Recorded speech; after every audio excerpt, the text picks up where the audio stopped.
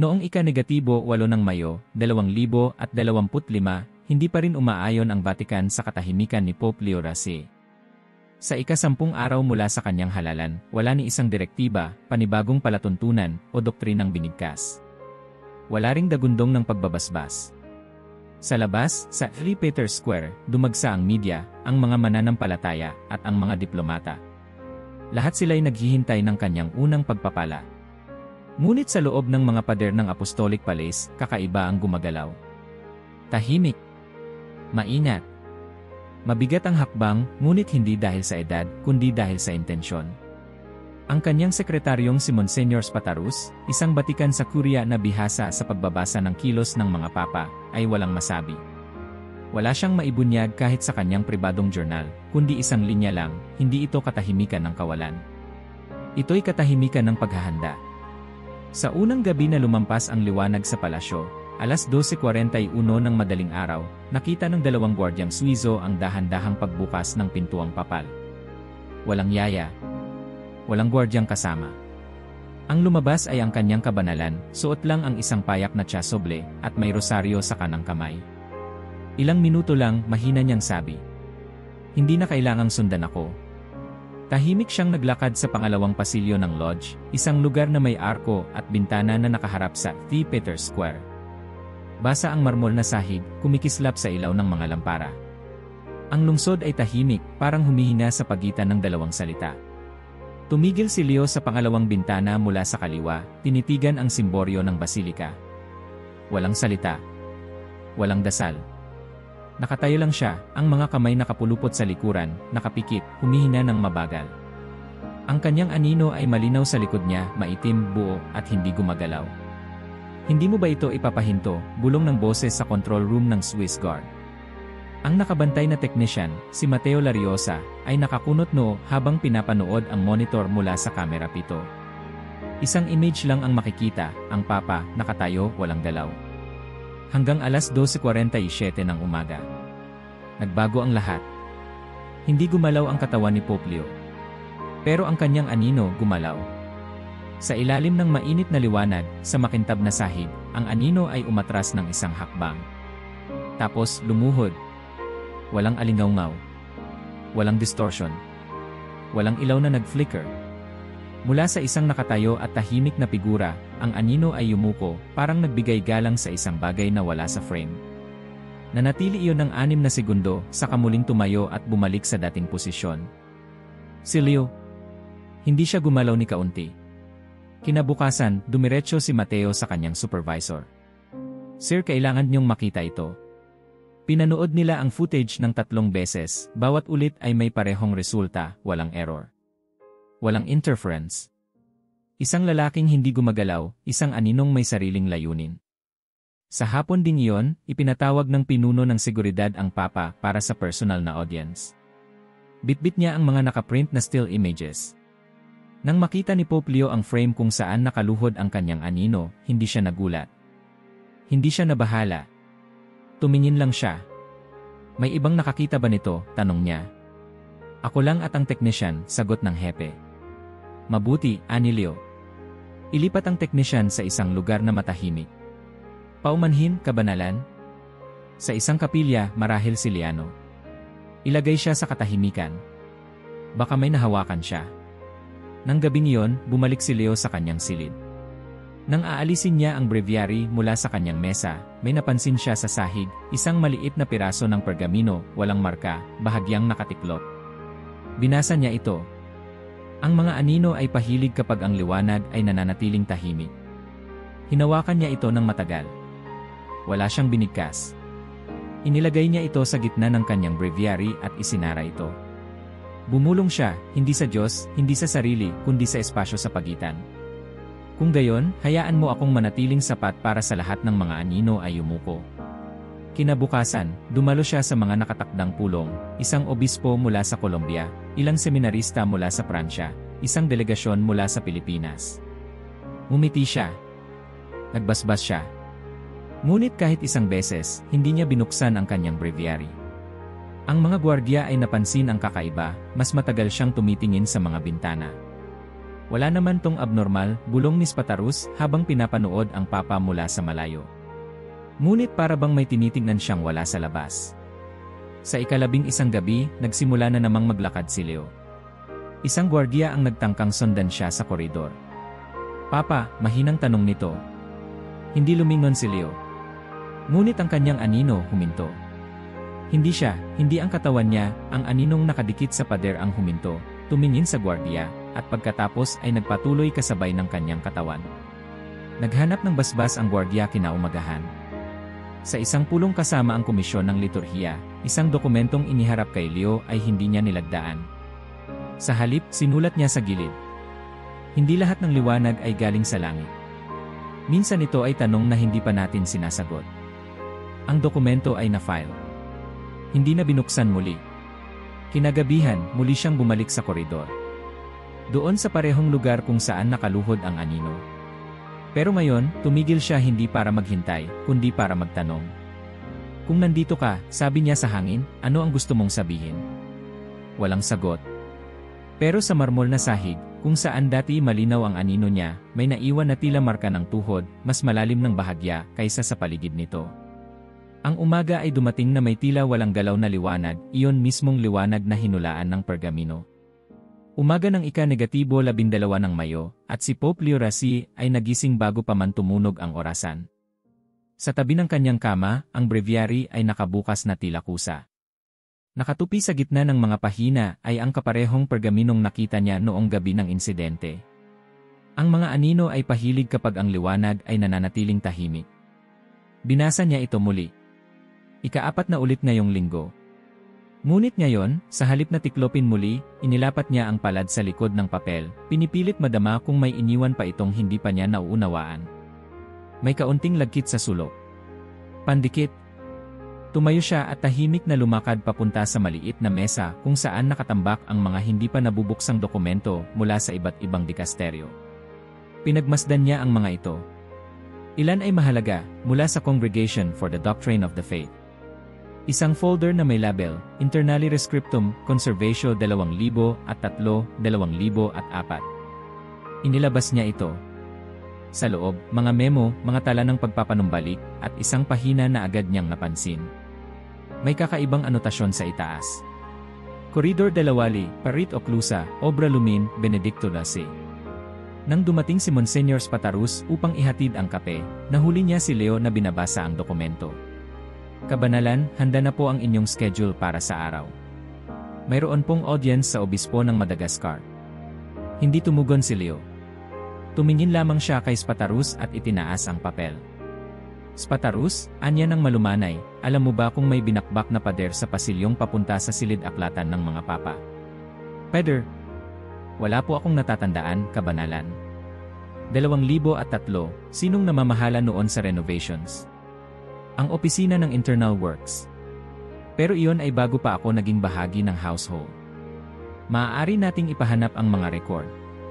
Tumango si Leo. At hanapin si Chim. Do Chim, isang maliit na lalaking may mabilis magsalitang bibig at pawisang palad, ay dating seminarista at ngayoy arkibista na responsable sa restorasyon at dokumentasyon ng mga panloob na proyekto sa Vatican. Nang marinig niyang ipinapatawag siya ng Papa, halos mabitawan niya ang kanyang mga papel. Pagdating sa pag-aaral ng Papa, namutla siya agad. Ako po ba'y may nagawang mali? Hindi, sagot ni Leo, pero baka may alam kang hindi mo inakalang mahalaga. Inilapag niya ang dokumentong may label ng koridor. Tinuro ito ni Leo.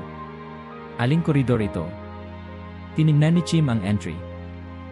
Ito po ay Koridor Delawali, papunta sa lumang silid-aklatan. May pader doon na binakuran, ni-reclassify bilang structurally redundant. Hindi ko po naisip na. Sino ang nag-utos? Tanong ni Leo. Kumari pa si Chim sa kanyang dalang folder. Binuklat niya ang mga pahina, at sa isang pahina ng memo, may isang pirma, hindi pamilyar, ngunit sa gilid nito, may sulat kamay. Card. Ratzinger, Approbatum Pro Discretion. Napatigil si Leo. Si Joseph Ratzinger, tanong niya. Opo, kabanalan. Siya ang nagpasa ng direktiba noong 2003. Ngunit wala siyang jurisdiksyon sa panloob na arkitektura ng Vatican. Tahimik si Chim. Ilang oras ang lumipas at isang impormal na inspeksyon ang isinagawa. Sa pagsama ng Pope, Spatarus at Chim, pumunta sila sa Koridor de la Wali, isang mahabang pasilyo na bihirang daanan ng sinuman. Karamihan sa mga lampara roon ay patay at ang mga bintana ay bahagyang natatakpan ng alikabok. Tinitigan ni Leo ang kanan ng koridor. Tumigil siya sa isang seksyon ng pader, makinis, ngunit may kulay na bahagyang naiiba sa paligid nito. Ipinatong niya ang kamay sa lugar. Wala namang kakaiba sa tingin, pero pakinggan mo, anya kay Chim. Ipinatong ni Chim ang kanyang palad sa pader sa kamarahang pinukpok. Hungkag. Bakit ito sinarado? Tanong ni Leo. Ito'y sinasabing delikado para sa elektrikal na linya. Pero kung totoo iyon, bakit hindi lang inayos? Tumingin siya kay Spatarus. Dalhin mo ako sa pinakamalapit na opisyal mula sa panahon ng direktibang ito. Ngayon na po. Ngayon. Ilang sandali pa, nasa isang maliit na opisina na sila sa likod ng Vatican Archives. Nandoon si Monsignor Enzo Relaxi, isang retiradong empleyado na dati undersecretary para sa panloob na administrasyon. Naalala ko yan, anya matapos makita ang dokumento. May fixture na bronze na lantern dyan. Decorative. Pinalitan ang fluorescent noon. Pinatanggal ang luma dahil daw malapit sa bisagra. Anong bisagra? Tanong ni Leo. Wala pong pinturyan, kabanalan, pero iyon ang salitang ginamit. Before the weight activates. Yan po ang nakasulat sa memo. Tumango si Leo, malamig ang tono. Dalhin ako roon muli. Ngayon. Bumalik sila sa koridor. Inutusan niya ang lahat maliban kay Spatarus na lumabas. Pagkakatahimik, lumapit siya sa pader. Itinapat ang dalawang kamay. Tiningnan ang marmol na walang marka. Wala siyang nakita, pero nararamdaman niya ang tensyon. Isang bagay ang pumipigil. Hindi sa labas. Sa loob. Pagkagabi, habang nakaupo sa kanyang silid, binuksan niyang muli ang breviary. Doon pa rin ang pergamino. Ngunit ngayong gabi, may bago. Sa ilalim ng parirala, lumitaw ang panibagong linya, hindi tinta, kundi parang pinigang marka mula sa ilalim ng pahina. Sa liwanag ng lampara, unti-unting bumubuo ng mga titik. Hindi ito kung ano ang nasa likod nito. Ito ay kung ano ang maaaring tumawid. Hindi siya nakatulog sa gabing iyon. Ngunit hindi rin siya natakot. Kinabukasan, habang papalabas sa kanyang opisina, nadaanan niya ang koridor muli. Tumigil siya sa eksaktong lugar. Wala pa ring kakaiba sa pader. Pero nang siya ay lumingon upang umalis, isang pakiramdam ang dumapo sa kanyang likod, isang paghila, hindi sa laman, kundi sa alaala. Tila may balikat na nakasandal din sa kabilang panig ng dingding. Tahimik ang biyahe mula Roma patungong Coimbra. Walang entourage. Walang opisyal na anunsyo. Dalawang sasakyan lang, isa para kay Pope Leo Rassi at si Monsignor Spatarus, at isa para sa driver at isang opisyal ng komunikasyon na walang alam sa tunay na layunin. Hindi alam ng sinuman kung bakit pinili ni Leo ang lugar na yon. Hindi rin nila alam kung sino ang pupuntahan niya. Ang Mosteiro de Carmelo do Silencio ay matatagpuan sa gilid ng kabundukan, napapalibutan ng mga punong eucalyptus at mga pader ng batong inukit ng hangin. Isang dating obispo, isang pangalan halos kinalimutan, ang nanirahan roon sa katahimikan ng higit isang dekada. Anelmo Duarte. Dating obispo. Dating tagapagsiyasat ng mga aparisyon ni Maria. Minsang pinag-usapan. Ngayon, tila nawala na sa alaala ng Vatican. Paglapit nila sa monasteryo, sumalubong ang prior. Tahimik. Walang ngiti. Walang sorpresa. Para bang alam na nilang darating si Leo. Ito po ang unang santo papa na tumapak dito, anang matanda. Hindi tumugon si Leo. Bumaba siya ng marahan, walang pontifical vestments, suot lang niya ang payak na itim na chasuble na ginagamit sa araw ng pananalangin. Ipinakita ng prior ang daan pababa sa isang makitid na daan ng bato. Sa dulo, isang lumang pintong kahoy, bahagyang nakalinya sa lupa, parang lumulubog na rin sa lupa. Hindi siya nagsalita mula Disyembre 2023, bulong ng prior. Nag-aayuno. Hindi tumatanggap ng sinuman. Tumigil si Leo sa harap ng pinto. Walang kumatok. Dahan-dahan niyang pinihit ang hawakan. Madilim ang loob. Isang kama. Isang krusipiho sa pader. Isang maliit na mesa. At sa isang lumang silya sa gilid, ang payat na katawan ng isang lalaking tila nalulusaw na sa katahimikan. Bishop Anelmo Duarte. Ang kanyang mga mata ay nakapikit. Hanggang sa tumapak si Leo sa silid. Doon, bumukas ang kanyang mga mata, guwang, malalim, at nag-aapoy sa isang uri ng kaalaman na hindi na isinasambit. Sinabi ko sa kanya na darating ka, bulong ni Duarte, boses na basag, tila kalawangin mula sa katahimikan. Napahinto si Leo. Alam mo kung bakit ako narito? Ngumiti si Duarte, halos hindi halata. Walang ibang nakakakita sa kanya, hindi ba? Hindi na kailangang itanong kung sino ang tsikan niya. Tumango si Leo, dahan-dahan.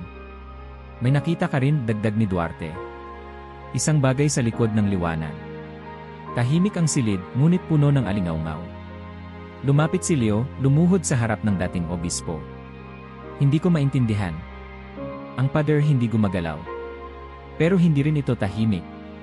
Narinig ko rin yun noon, sagot ni Duarte. 2 beses. Nagpakita ba siya sa'yo? Yumiling si Duarte. Hindi siya nagpapakita. Pinapanood ka lang niya. Tinitingnan kung tatayo ka. Mula sa ilalim ng mesa, inabot ni Duarte ang isang maliit na tela. Sa loob, isang rosaryong kahoy, payak, walang dekorasyon. Ngunit ang krusipiho sa dulo ay kakaiba. Wala ang korpus. Ang katawan ni Kristo ay hindi ukit o pilak, ang hugis nito ay parang sinunog sa kahoy mula sa loob palabas, tulad ng isang apoy na hindi umalis ng marka kundi alaala. Ginawa ito ng isang babae sa Fatima, paliwanag ni Duarte. Hindi niya sinabi kung para kanino. Ngunit alam ko na noon pa man hindi ito akin. Inabot niya ito kay Leo. Ngayon, sayo na. Nanginginig ang kamay ni Leo habang tinanggap ito. Mainit. Hindi sa araw, kundi parang may sariling init. Tingin mo ba, tanong ni Leo, ang nasa likod ng pader ay Diyos? Napakibit balikat ni Duarte. Hindi ko alam. Hindi iyon mahalaga. Bakit? Tinanong ko rin yan noon, sagot ni Duarte. Pero ngayon alam ko na hindi ito tungkol sa kung ano ang nasa likod nito. Kung ganoon, tungkol saan? Tumingin si Duarte sa kanya ng direkta, sa unang pagkakataon. Walang kaba. Walang hiwaga. Ito ay tungkol sa kung ano ang maaaring tumawid. Matagal silang nanatiling tahimik. Ang liwanag mula sa maliit na bintana ay dumampi sa kanilang mga mukha, para bang sinasala ang oras. Sa likod nito, walang mundo, tanging ang espasyo ng pagninilay at paghihintay. Pagbangon ni Leo, isinilid niya ang rosaryo sa loob ng kanyang tsasoble, malapit sa dibdib. Hindi siya nagpasalamat. Hindi siya nagbendisyon. Ang katahimikan nila ay sapat na. Sa paglabas niya ng silid, ang mga monghe ay tila hindi nagulat. Tahimik siyang sinamahan pabalik sa daan. Habang binabaybay ang makipot na daan pauwi, tinanong siya ni Spataros sa unang pagkakataon. Kabanalan, anong sinabi niya? Sumagot si Leo nang hindi tumitingin. Na hindi ako narito para buksan ang pader. Narito ako para masaksihan kung sino ang dadaan dito. Sa kanyang pagbabalik sa Vatican, walang binanggit si Pope Leo XVI tungkol sa kanyang pagbisita kay Bishop Duarte. Hindi sa kanyang sekretarya. Hindi sa mga opisyal ng Curia. Hindi man lang sa kanyang journal. Ngunit sa sandaling lumampas ang sasakyan sa Roman Wall, may napansin agad siya. Ang liwanag. Iba ang timpla ng liwanag sa palasyo. Hindi ito mas maliwanag, hindi rin madilim. Ngunit ang mga anino sa hallway parang hindi tugma. Parang lumalayo sa kanilang pinagmulan. Sa unang gabi, nagdasal si Leo sa kanyang personal na kapilya. Sa kanyang dibdib, ang rosaryong ibinigay ni Duarte ay nakasilid pa rin, ang krusipiho nitong sinusunog ang kanyang balikat ng kaunti. Habang lumuluhod siya, napansin niya ito. Ang anino sa pader ng kapilya, hindi gumagalaw kasabay niya. Ang kanyang mga kamay ay nakapulupot sa rosaryo, ngunit ang anino ng kamay niya ay nakabuka, tila umaabot. Napalunok siya. Hindi, bulong niya. Wala kang dahilan para maglaro. Ngunit sa loob-loob niya, hindi ito laro. Sumunod na araw, isang gwardiya ang tahimik na humingi ng audience kay Monsignor Spataros. Nang dalhin sa opisina, sinabi ng gwardiya na nakita raw niya ang Papa sa Lower Archives 2:00 ng madaling araw. Naglalakad siya. Mag-isa. Hindi nagsasalita. Pero may hawak siya parang rosaryo. Imposible, sagot ni Spataros. Walang bukas na access sa archives mula sa inner cloister. Alam ko po, Monsignor. Pero nakita ko siya. O kung hindi man siya, anino niya. Hindi ito isinumbong ni Spatharus. Ngunit simula noon, pinanatili niyang bukas ang kanyang mga mata. At mas naging maingat sa pagsunod kay Leo. Minsang dumaan siya sa hallway patungong private chapel, nadaanan niya ang isang malaking painting ng St. Thomas touching the wounds of Christ. Sa gilid nito, sa marmol, may maitim na marka, parang anino ng isang kamay, bahagyang nakaunat. Hindi siya sigurado kung guni-guni lang ito. Pero hindi na niya tinanggal sa isip. Si Leo, sa kabilang banda, ay nagsimulang gumising tuwing 3:17 eksaktong oras, gabi-gabi, walang alarm, walang ingay. At tuwing magigising siya, tahimik siyang itinutulak ng loob niya patungo sa kapilya. Hindi na siya nagbibihis. Hindi siya nagdadala ng libro. Hawak lang niya ang rosaryo ni Duarte, at luluhod sa liwanag ng isang kandila. Sa unang 3 gabi, walang nangyari. Panalangin. Katahimikan. Ngunit sa ika-5 gabi, habang hinihigpitan niya ang hawak sa rosaryo, mainit na ang krusipiho. Hindi tulad ng dati. Ngayon, masakit na. Hindi siya binitawan. Sa halip, ipinikit niya ang kanyang mga mata. Pumintig ang init sa kanyang palad, parang pinapasok siya. At doon, sa kadiliman, bumigkas siya ng unang hindi dasal. Ipakita mo sa akin kung bakit mo ako dinala rito. Walang sagot. Ngunit ang apoy sa kandila ay kumurap, pagkatapos ay tumagilid pa kanan, parang hinihipan ng hangin, pero sarado ang mga bintana. Kinabukasan, nanghihina si Leo. Hindi sa pisikal, kundi sa loob. Hindi siya nangaral. Hindi siya nagtalumpati. Sa isang pulong kasama ang mga opisyal mula sa Asia-Pacific region, tahimik lang siyang tumango, pumirma, at umalis agad. Si Spatharus ay lalong nabahala. Pagbalik sa opisina, naglakas loob siyang magtanong. Kabanalan, maayos po ba kayo? Tahimik lang si Leo. Matagal siyang tumitig kay Spatharus, at pagkatapos ay muling bumaling sa kanyang mesa. Hindi lahat ng katahimikan ay kapayapaan, Monsignor. Minsan ito ay pagsubok. Gabi ulit. 3:17 ang. Lumuluhod si Leo. Hawak ang rosaryo, nananahimik. Sa pader, 2 anino. Isa sa kanya. Isa pa, mas payat, mas matangkad, ang ulo'y bahagyang nakatagilid. Hindi niya ito tiningnan. Pero alam niyang nandoon ito. At sa hindi inaasahang sandali, naramdaman niya ito. Isang hininga, hindi hangin, sa kanyang kanang balikat. Tumigil siya sa panalangin. Tiningnan ang altar. Tumitig sa krusipiho. Wala namang gumalaw.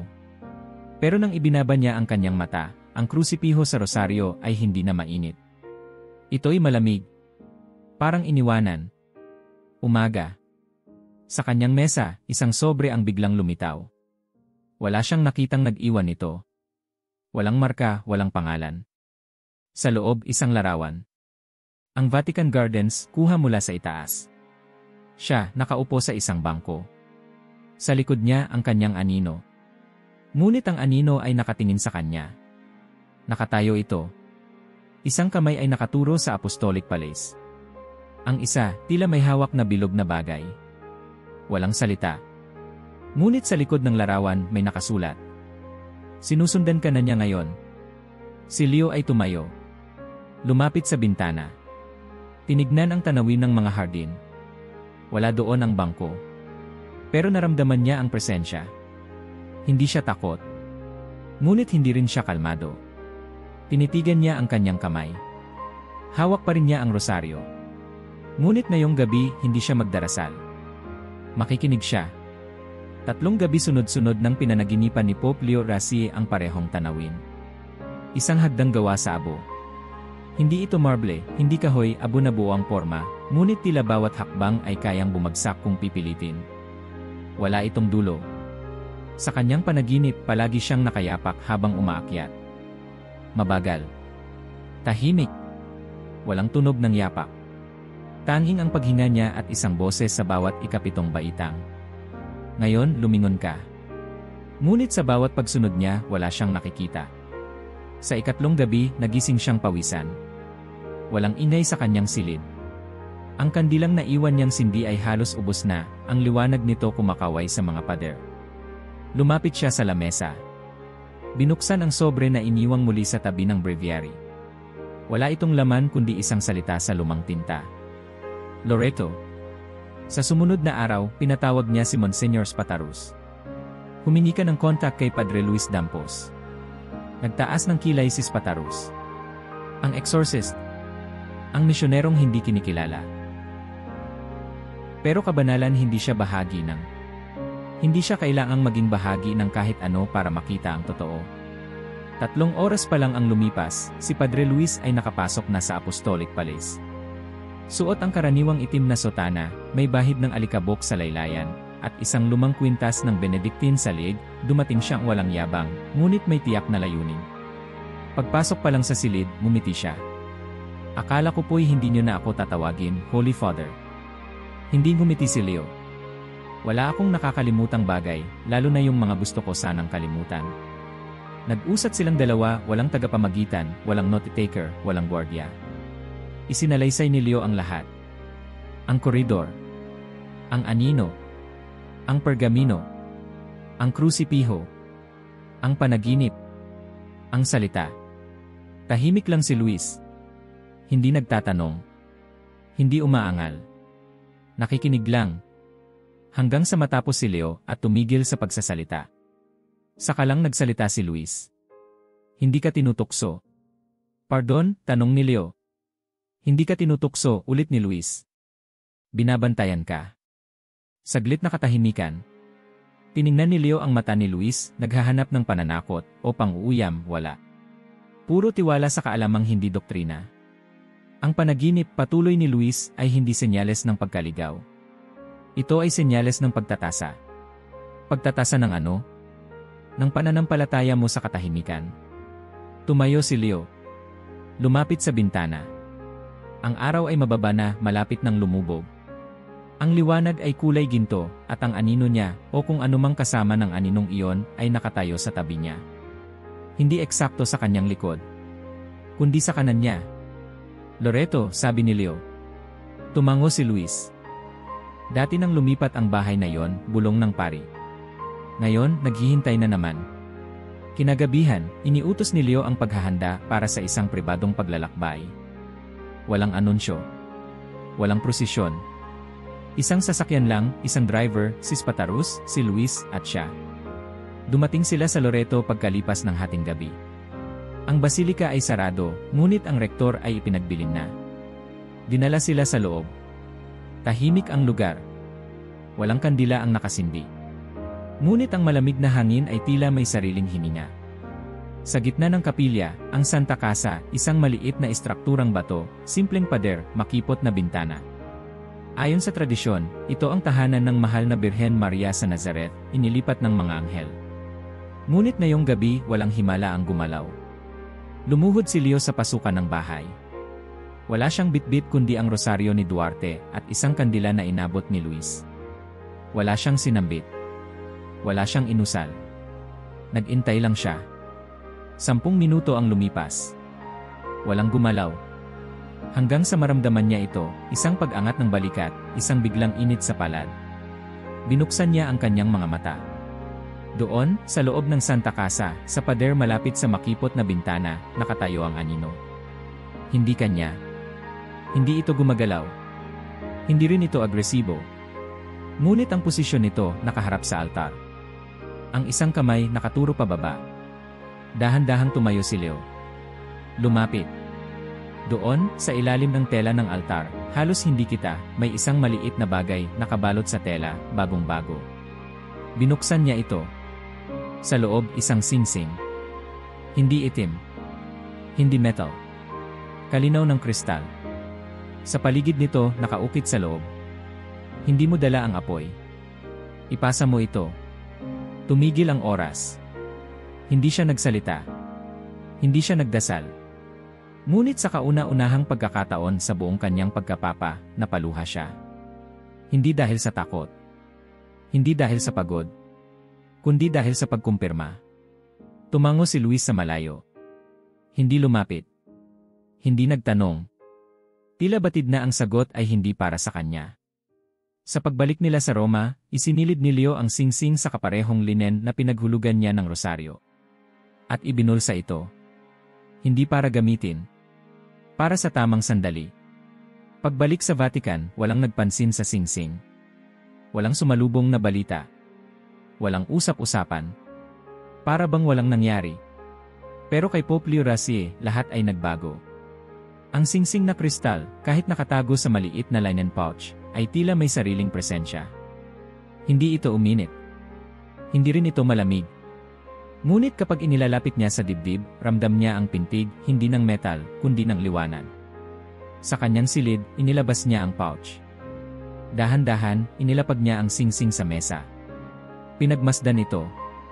Walang marka, walang inskripsyon sa labas. Ngunit kung itatapat sa ilaw, may isang ukit sa loob ng banda, pabilog, hindi madaling basahin maliban kung titigan mo ng direkta. Hindi mo dala ang apoy. Ipasa mo ito. Sa mismong oras ding iyon, isang bagay ang bumagsak mula sa krusipiho sa kanyang kapilya.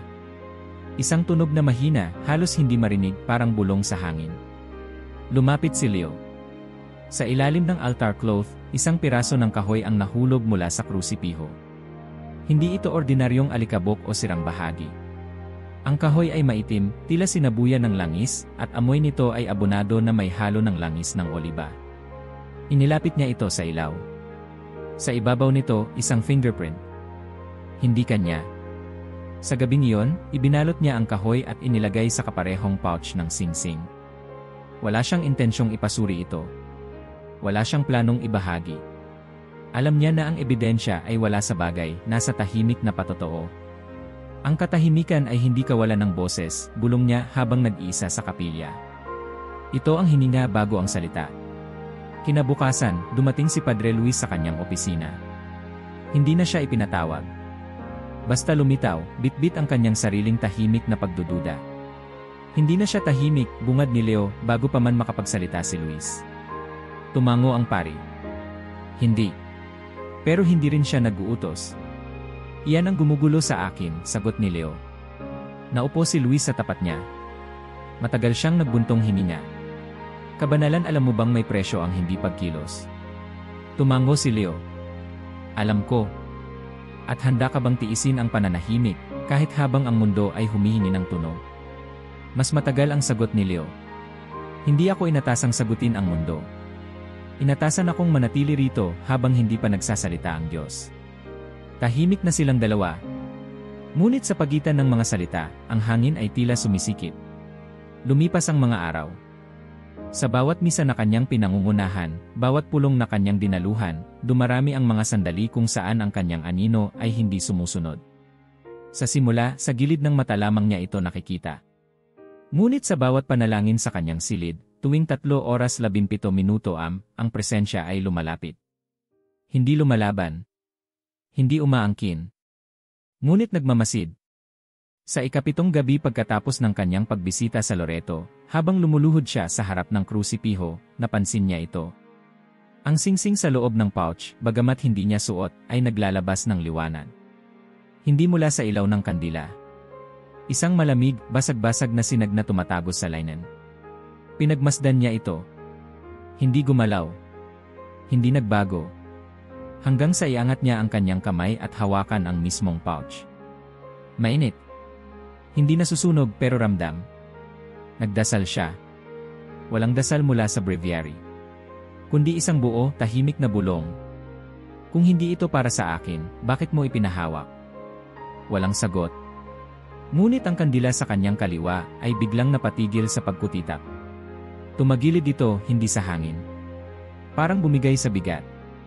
Kinabukasan, dumating ang ulat mula sa archives. Isang lumang aklat ang nahulog mula sa istante, hindi binuksan sa loob ng 3 dekada. Ang pahina ay binuksan sa luma at halos naburang teksto. Sa panahon ng tahimik na apoy, ang lumalakad sa anino ay pupunta sa lugar ng bungo. Doon ay mabibiyak ang pinto, ngunit hindi ito masisira. Ipinasa ng archivist ang ulat kay Sister Beatrice, tagapangalaga ng lihim na tekstong pangsimbahan. Pagkatanggap niya, agad siyang naglakad patungo sa tanggapan ng Santo Papa. Hindi siya nagsalita sa mga gwardiya. Hindi siya hinarang. Pagdating sa silid, tumingin lang si Leo. Tumango. May susunod pa ba? Tanong ni Beatrice. Hindi ko alam, sagot ni Leo. Pero hindi ko na kailangang malaman. Paglabas ni Beatrice, tiniklop ni Leo ang tela ng singsing at inilagay sa loob ng kanyang vestment, malapit sa kanyang puso. Hindi niya ito isinusuot. Hindi niya ito ipinapakita. Pero hindi na niya ito binibitawan. Wala sa itineraryo ng Vatican. Wala sa tala ng Swiss Guard. Wala sa media alert. Ngunit isang gabi, walang paalam, si Pope Leo XIII ay lumisan patungong Jerusalem.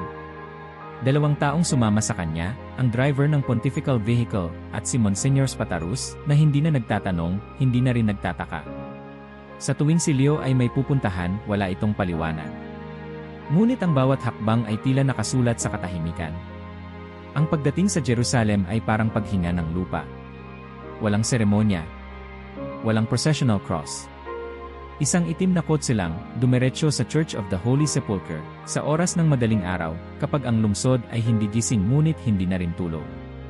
Sinalubong sila ng isang lalaking may balbas at mata ng taong nakakita ng maraming bagay, Samir, isang Coptic Christian, gwardiya ng simbahan sa loob ng 20 taon. Walang tanong. Nang makita niya si Leo, marahan siyang yumuko.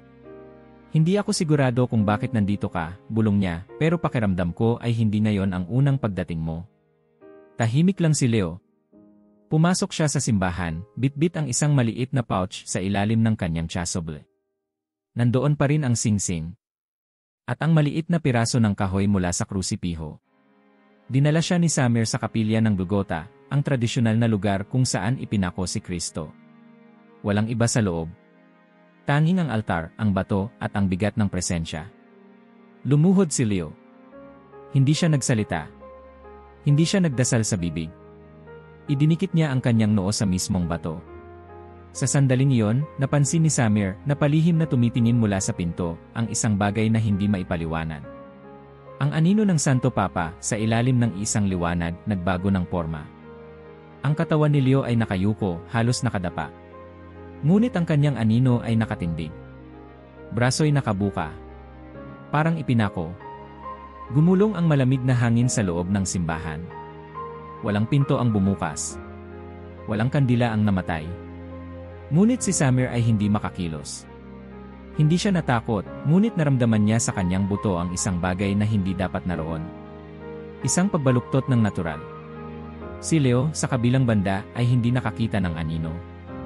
Hindi niya ito kailangang makita. Sa sandaling tumama ang kanyang noo sa bato, narinig niya ang tunog ng 2 pako, hindi sa pisikal, kundi sa loob ng kanyang dibdib. At ang salitang tumunog sa kanyang isipan. Hindi kay pinadala para mamatay. Ipinadala ka para manatili. Nang bumangon siya, ang kanyang noo ay may marka, hindi dugo, hindi sugat, kundi isang bahagyang paso, tila mula sa malamig na apoy. Paglabas niya ng simbahan, hindi siya nagsalita. Tiningnan lang niya si Samir. Ang gwardiya, nanginginig ngunit hindi nangingisay, ay bumigkas. Kung ano man yon, hindi ko ito malilimutan. Bumalik sila sa Roma bago pa mag-umaga sa Jerusalem. Tahimik ang biyahe. Wala ring tanong si Spatarus. Ngunit pagdating sa Vatican, sa mismong gabi ng kanilang pagbabalik, isang sobre ang naghihintay sa mesa ni Leo. Hindi ito Vatican mail. Hindi ito mula sa loob. Sa labas nito, handwriting ng isang babae. Binuksan niya ito. Sa loob, isang simpleng papel. Isang linya lang. Dumating dito ang iyong anghel bago ka pa dumating. Beatrice. Napahawak si Leo sa kanyang dibdib. Hawak pa rin niya ang pouch, at naroon pa rin ang singsing at ang kahoy. Ngunit ang mensahe ay malinaw, may nauna sa kanya. At hindi ito sa katawan. Hindi rin sa isip. Ito'y presensya. Tinawag niya si Beatrice kinabukasan. Hindi pa tayo nagkikita, ani ng madre. Ngunit tila alam mo ang bawat hakbang ko, sagot ni Leo. Hindi ikaw ang sinusundan ko, kabanalan. Alam ko. Paano mo nalaman? Tumingin si Beatrice sa bintana. Pagdating mo sa Loreto, biglang nagliwanag ang isang pahina sa aklat ng mga propesya, hindi ko man binuksan. Ito'y bumuklat mag-isa. At nandoon, isang linya. Ang anino ng ipinako ay lalakad muli sa lupa. Hindi ako naniniwala noon. Ngayon na nahimik na lang ako. Tiningnan siya ni Leo. Naniniwala ka ba na anino lang ang sumusunod sa akin? Yumiling si Beatrice. Hindi, kabanalan. Naniniwala ako na may pinapakita sa atin kung sino tayo kapag wala na ang liwanag. Lumabas si Leo sa opisina nang hindi nagsalita. Ngunit pagbalik niya sa kanyang kapilya, sa mismong altar kung saan nahulog ang kahoy, may bagong bitak sa krusipiho. Hindi malaki. Ngunit kung titingnan sa tamang anggulo, mukha itong mata. At nakatingin ito sa kanya. Nagsimula ito bilang isang hiwa. Isang manipis na guhit na halos hindi makita sa gilid ng kristal na singsing habang ito'y iniikot ni Leo sa pagitan ng mga daliri. Noong unay inakala niyang gasgas lang.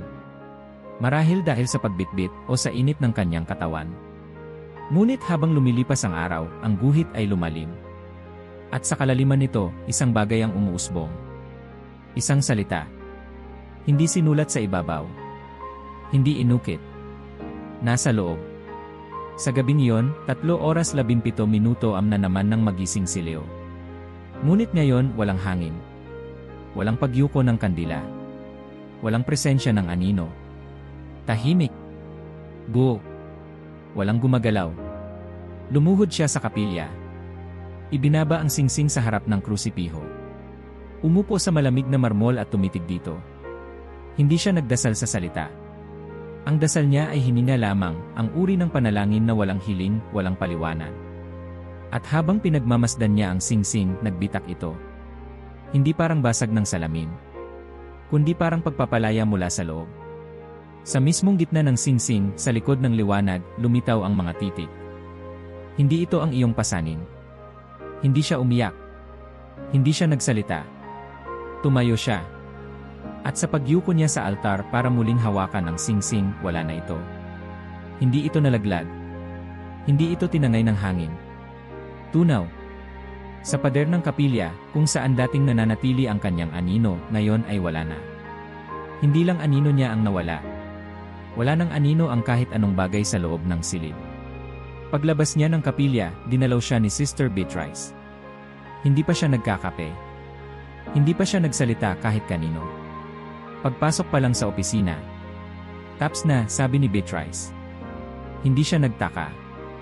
Tapos na ang alin, tanong ni Leo. Hindi agad sumagot si Beatrice. Sa halip, binuksan niya ang isang maliit na kahon at inilabas ang isang lumang manuskripto. May tatak ng sigillum ng Vatican Archives. Papel ay kulay kalikig na garing. Bahagyang natutuklap sa gilid. Isa itong propesya, anya, isinulat sa ilalim ng mga tala ng Pseudo Malachias, ngunit hindi kabilang sa listahan ng mga papa. Naitago sa likod ng aklat ng mga kontemplatibong bisyon.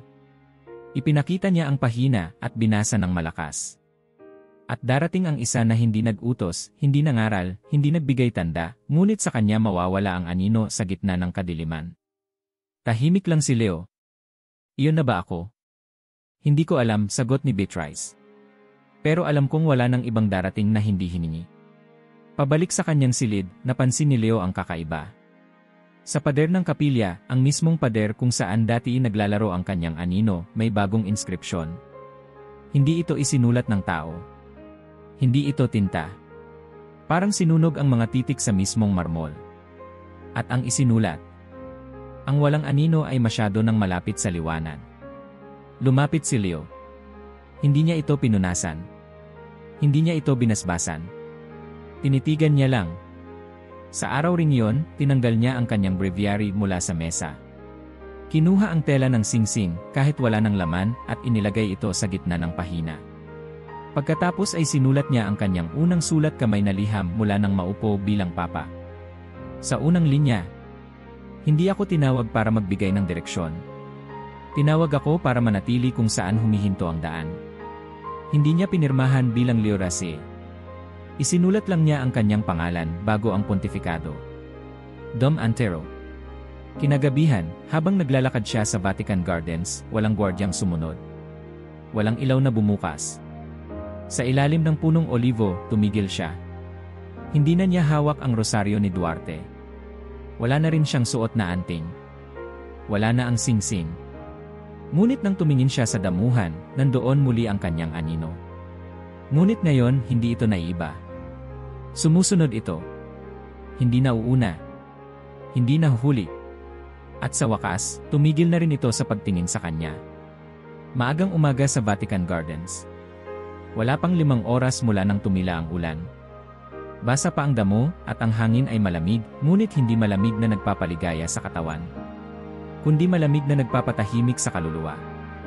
Nag-isa si Pope Leo XVI. Wala siyang kasamang tanod. Wala ring sumusunod na gwardiya. Ni hindi siya nakasuot ng vestments. Isang simpleng sutana na itim, may bahagyang kwelyong puti, walang anting, walang rosaryo, walang singsing.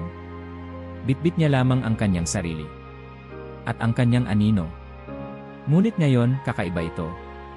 Ang anino niya, sa unang pagkakataon sa buwan ng kanyang pagiging papa, ay sumusunod sa bawat hakbang niya, eksakto, sabay, walang paglihis, walang intensyon. Hindi na ito gumagalaw sa sarili.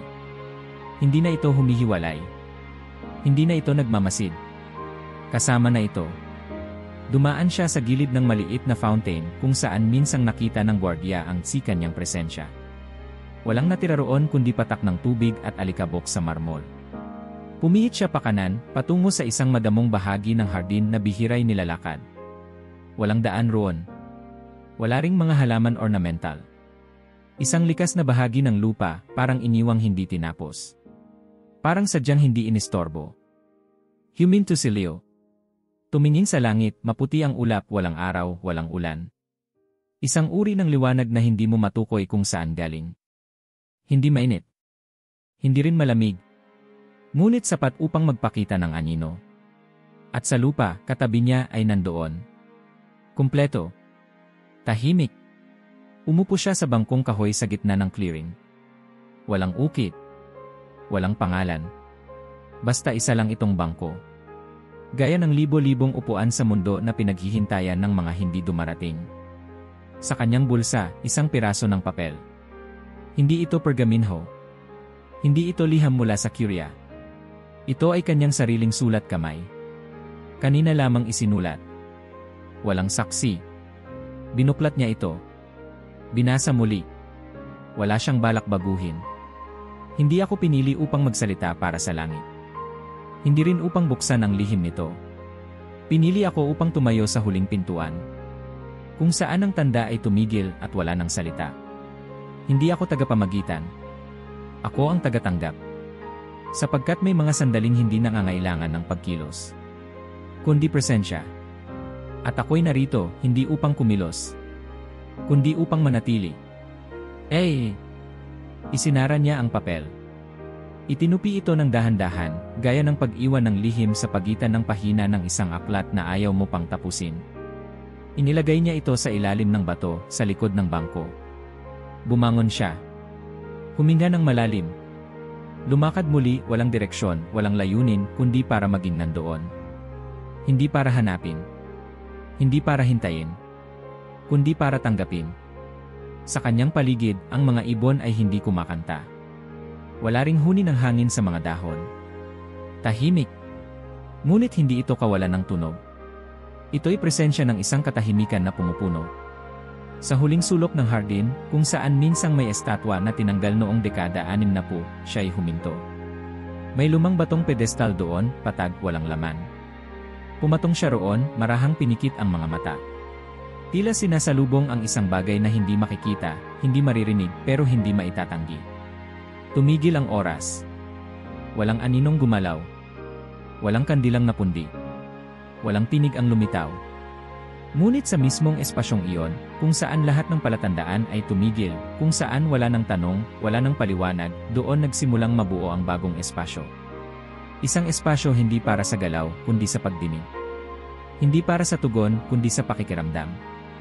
Hindi para sa kaliwanagan, kundi para sa pagkakatanggap na ang liwanag ay hindi laging kailangang makita.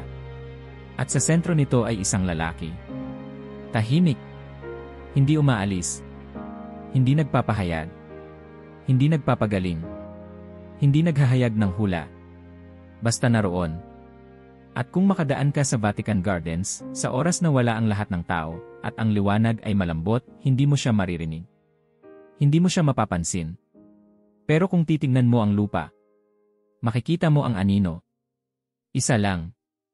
Tahimik. Matapat. At iyon ang palatandaan. na ang isa ay nanatili.